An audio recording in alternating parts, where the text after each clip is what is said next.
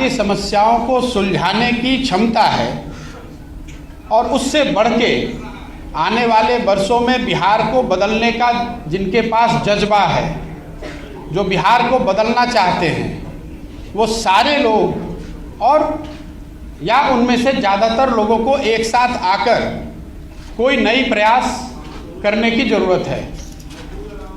इस संदर्भ में मेरी जो सोच है और जो मेरी भूमिका है उसके बारे में मैं दो बात आज बताने वाला हूँ।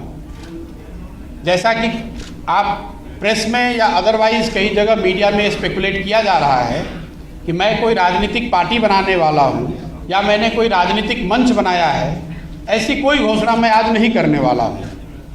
मेरी कोशिश ये है और मेरी भूमिका आने वाले दिनों में ये होगी कि ये जो लोग जिनको मैं कह रहा हूँ, जो यहाँ के सामाजिक और राजनीतिक जीवन से जुड़े हुए हैं और जो यहाँ की मिट्टी को, यहाँ के मुद्दों को, यहाँ के समस्याओं को समझते हैं, उनमें से एक बड़ा तबका उनसे मिलना, उनसे समझना और उनको एक साथ एक प्लेटफॉर्म पर लाकर खड़ा करना।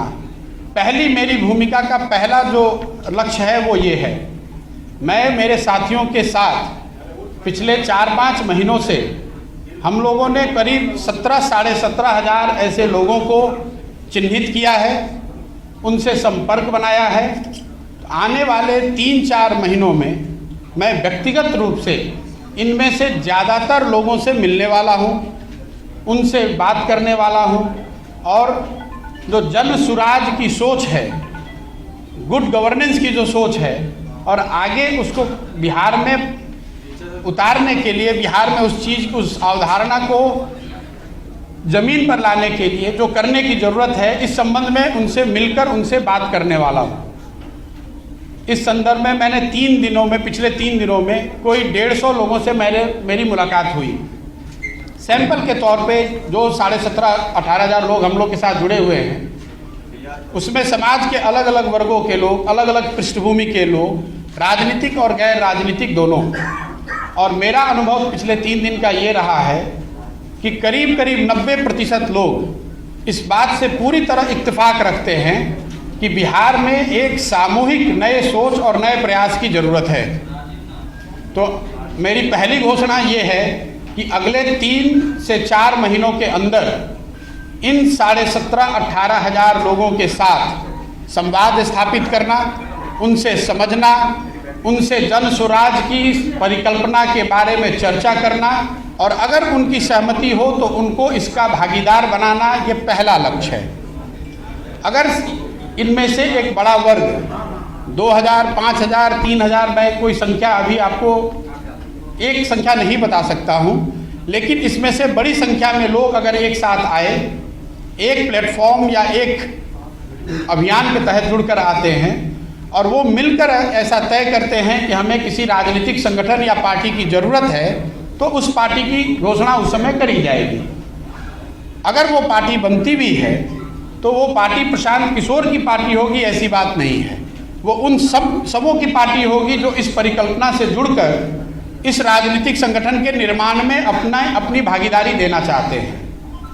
ये काम मुझे ऐसा लगता है कि अगस्त या सितंबर तक पूरा कर लिया जाना चाहिए। ये आज की घोषणा का एक पहलू है। दूसरा पहलू जो है, जो ज़्यादा महत्वपूर्ण है, वो बिहार के लोगों तक पहुंचना, बिहार के गांव, शहर, गली मोहल्ले तक पहुंचना, लोगों को जन सुराज की परिकल्पना, इस सोच के बारे में बताना, उनसे उनका व्यू पॉइंट लेना, उनकी समस्याओं और उनके आगे के भविष्य के बारे में जो उनकी अपेक्षा, आशा, आकांक्षाएं हैं, उनको समझने का प्रयास करना। उसके लिए 2 अक्टूबर से मैं स्वयं पश्चिमी चंपारण गांधी आश्रम से 3,000 किलोमीटर की पदयात्रा शुरू करूंगा। जब तक बिहार के सारे गांव, शहर, गली मोहल्ले, जो जितने लोगों को व्यक्तिगत तौर पे पहुंचा जा सकता है, वो पूरा ना कर लिया जाए। हम लोग का अनुमान है कि 3,000 किलोमीटर अगर हम जाते हैं तो उसमें ज़्यादातर एरिया हम कवर कर पाएंगे। संभव है कि अब 3100 अंत होते होते 3100 हो जाए, या संभव है कि 2950 हो जाए, लेकिन मोटे तौर पर 8 महीने से 1 साल के बीच में 3000 की व्यक्तिगत पदयात्रा मैं खुद करूंगा। बिहार के हर वो व्यक्ति जो जिनसे मिलना ज़रूरी है, जिनसे मिला जा सकता है, जो मिलने को तैयार है, उनके घर जाएंगे, उनके ऑफिस जाएंगे, उनका कुंडी खटखटाएंगे, उनको इस जन सुराज की इस परिकल्पना से जोड़ने का प्रयास करेंगे। उनकी सोच, उनकी भावना के अनुरूप जो आगे बिहार के लिए किया जा सकता है उसको अपने प्रोग्राम और अपने परिकल्पना में समाहित करेंगे।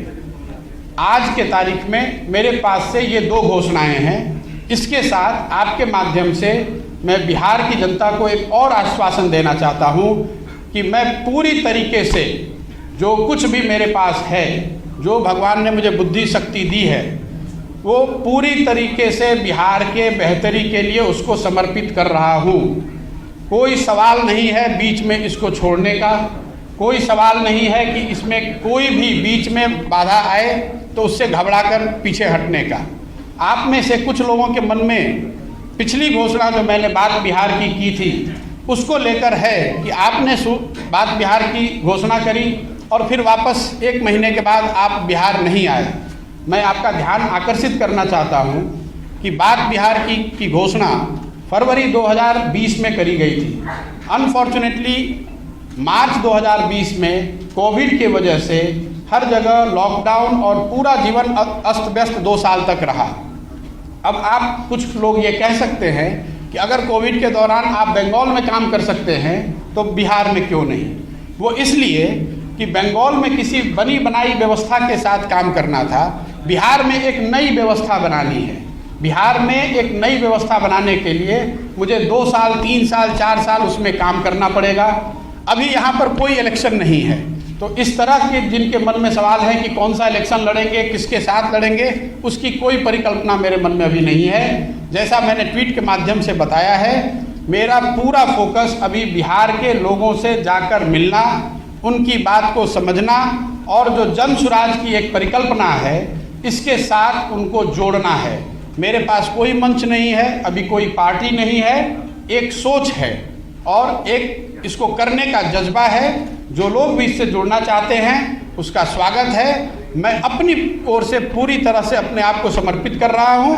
बाकी आप जो सवाल आप करना चाहें वो कर सकते हैं। धन्यवाद। प्रशांत किशोर जी, you think that this is the opportune time for person like you because possibly our family is emerging in the political arena of Bihar now that Lalu is saying that speculation is right that possibly Nitish is also lying somewhere.